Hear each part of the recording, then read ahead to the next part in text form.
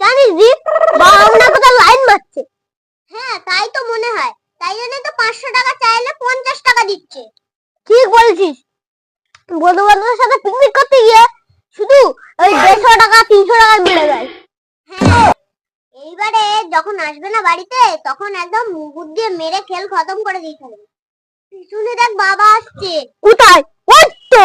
ও মাই god. ভালো আছো তো?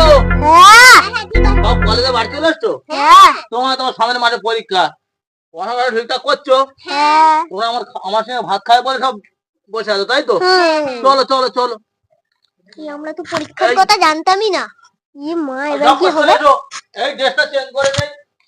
ও মাস্টার মশাই আমার বাবার কাছে জানিস তো ভাই, বাবা তো এখন ড্রেস চেঞ্জ করছে।